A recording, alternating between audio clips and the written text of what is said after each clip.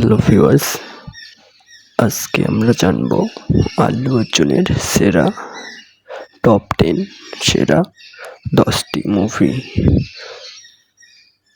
সম্পর্কে, যে মুভিগুলোর মাধ্যমে আল্লু অর্জুন বিশেষভাবে সাড়া ফেলেছিল দর্শকদের মাঝে, যে মুভিগুলোর জন্য আল্লু অর্জুনকে আর পিছনে ফিরে তাকাতে হয়নি, সেই মুভিগুলো সম্পর্কে আজকে আমরা জানতে পারবো। So let's go wealth. তার আগে বলে নেই, আপনি যদি এই এসকে প্লাস চ্যানেলে নতুন দর্শক হয়ে থাকেন, অবশ্যই চ্যানেলটি সাবস্ক্রাইব করে পাশে থাকা বেল আইকনটি বাজিয়ে দেবেন। ধন্যবাদ।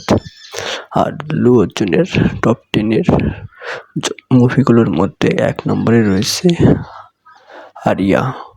এই মুভিটি 2004 সালে মুক্তি দেওয়া হয়।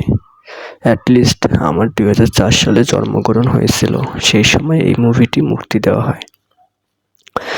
2004 সালে আল্লু অর্জুনের আরিয়া মুভিটি মুক্তি পায়। এই মুভিটির কাহিনী ছিল খুবই ভালো, প্রেম, ভালোবাসা, বিচ্ছেদ এবং সবকিছু মিলে মুভিটি ছিল এক কথায় অসাধারণ। এবং এখানে আল্লু অর্জুনকে সাদামাটা একটা ছেলের চরিত্রে দেখা গিয়েছে। আপনারা যারা মুভিটি দেখেননি, অবশ্যই মুভিটি দেখবেন। 2 নম্বরে আল্লু অর্জুনের মুভি রয়েছে প্যারাগু। এই মুভিটি 2008 সালে মুক্তি দেওয়া হয়। অসাধারণ এবং সুপার ডুপার হিটের একটি মুভি প্যারাগু। এই মুভিটিতে আল্লু অর্জুনকে ভিলেনের চরিত্রে দেখা গেলেও পরবর্তীতে তিনি নায়কের পার্ট নেন এবং পরবর্তীতে তিনি ভিলেন থেকে নায়কের পার্ট নিয়ে এক নায়িকাকে ভালোবাসেন এবং সেই নায়িকা তাকে ভালোবাসতে চায় না, কিন্তু আল্লু অর্জুন জোর করেই তাকে ভালোবাসেন এবং শেষে গিয়ে তার ভালোবাসা তিনি জয়ী করে নেন। প্যারাগু মুভিটি 2008 সালে মুক্তি দেওয়া হয়। অ্যাটলিস্ট মুভিটি খুব ভালো ছিল। নাম্বার 3-এ রয়েছে আল্লু অর্জুনের আরিয়া 2। 2009 সালে আরিয়া 2 এই মুভিটি আল্লু অর্জুনের মুক্তি দেওয়া হয়। অ্যাটলিস্ট এর আগে যে মুভিটির কথা বললাম আরিয়া, সেই মুভিটির সঙ্গে এই মুভিটির গল্পের কোনো মিলে নেই, কারণ ওই মুভিটি ছিল শুধু আরিয়া। এবং এই নাম্বার 3 নম্বরে এই মুভিটি রয়েছে আরিয়া 2। এই মুভিটিতে আল্লু অর্জুনকে একটা অন্যরকম একটা চরিত্রের ক্যারেক্টারে তাকে দেখা যায়। আল্লু অর্জুন এই মুভিটিতে পুলিশ কমিশনারের বোনকে ভালোবাসে এবং পুলিশ কমিশনারের বোন তাকে ভালোবাসতে চায় না, এবং পরবর্তীতে আল্লু অর্জুন এই মুভিটি তার পুলিশ কমিশনারের বোনকে তিনি ভালোবেসে জয়ী করে নেন এবং এই মুভিটি এক কথায় হিট, সব কিছু মিলে অসাধারণ। নাম্বার 4-এ রয়েছে ভাদাম। ভাদাম মুভিটি 2010 সালে আল্লু অর্জুনের মুক্তি দেওয়া হয়। এই মুভিটি ছিল এক কথায় মনোমুগ্ধকর একটি মুভি। ভায়োলেন্স থেকে শুরু করে, মারপিট দৃশ্য থেকে শুরু করে, গানের সাউন্ড সিস্টেম থেকে শুরু করে, অ্যাটলিস্ট সব কিছু মিলে মুভিটি ছিল অসাধারণ। এই ভাদাম মুভিটি 2010 সালে বক্স অফিসে অনেক বেশি হিট ফেলেছিল এবং বক্স অফিস কাঁপিয়ে দিয়েছিল এই ভাদাম মুভিটি আল্লু অর্জুনের। এই মুভিটি কলকাতা থেকে শুরু করে বাংলাদেশেও মুক্তি পেয়েছিল। অসাধারণ এবং মনোমুগ্ধকর একটি মুভি ছিল। নাম্বার 5-এ রয়েছে রোজগারাম মুভিটি 2014 সালে আল্লু অর্জুনের মুক্তি দেওয়া হয়।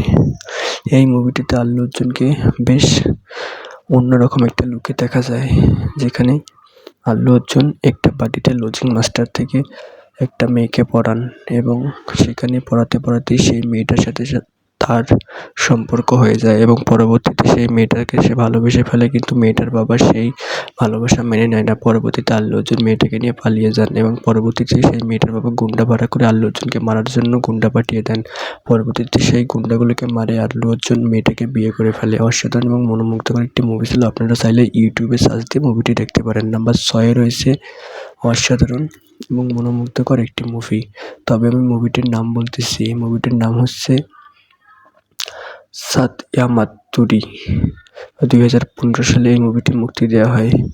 সাতিয়ামাতুরি মুভিটি অসাধারণ এবং খুবই হাস্যকর একটি মুভি ছিল।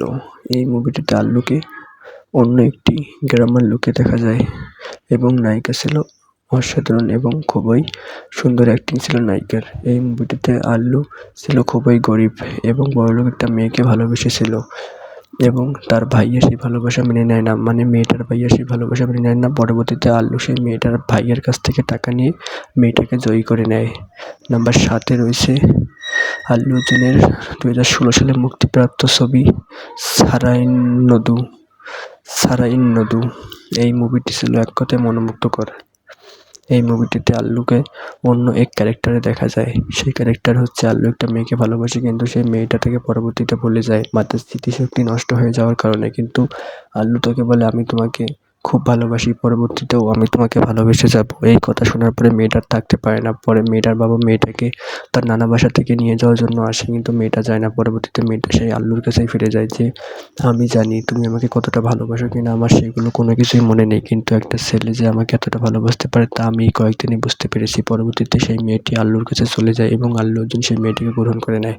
এইসব মিলে কাহিনী ছিল অসাধারণ। আপনারা চাইলেই এই সারাইন নদু মুভিটি 2016 সালে মুক্তি দেওয়া হয়েছে। এই মুভিটি চাইলে ইউটিউবে দেখতে পারেন সার্চ করে। তবে খুব সুন্দর একটা মুভি ছিল এই মুভিটি। নাম্বার 8-এ রয়েছে আল্লু অর্জুনের ডিজে। এই ডিজে মুভিটিতে আল্লুকে এক অন্য চরিত্রে দেখা যায়। এই মুভিটি 2017 সালে বাংলাদেশ সহ ভারতবর্ষে এবং সাউথে সবগুলো দেশে এই মুভিটি মুক্তি দেওয়া হয়। এই ডিজে মুভিটিতে আল্লুকে সিআইডির ক্যারেক্টারে দেখা যায়, যেখানে আল্লু সিআইডি ক্যারেক্টার যে গুন্ডাদেরকে ধরে জেলখানায় রেখে দেন এবং সব মেয়েরা আল্লুকে দেখে মজা করে, কিন্তু আল্লু তার পরিচয় দেন না। যখন আল্লু তার পরিচয় দেন তখন সব মেয়েরা চমকে যায় এবং আল্লুকে নতুন এক ক্যারেক্টারে এই মুভিটিতে দেখা যায়। ডিজে মুভিটি 2017 সালে মুক্তি পেল। বক্স অফিসে এই মুভিটি অসাধারণভাবে হিট করে ফেলেছে এবং এই মুভিটির পারফরমেন্স, ভায়োলেন্সের থেকে শুরু করে মারপিট দৃশ্য থেকে শুরু করে সব ছিল এক কথায় অসাধারণ। এই মুভিটি পরবর্তীতে বাংলাতেও কনভার্ট করা হয়েছে এই ডিজে মুভিতে। নাম্বার 9-এ রয়েছে আলা ভাইকুম পুরোমুলো। এই মুভিটি 2020 সালে মুক্তি দেওয়া হয়। আলা ভাইকুম পুরোমুলো এই মুভিটি ছিল আল্লুর ক্যারিয়ারে হিট একটি মুভি।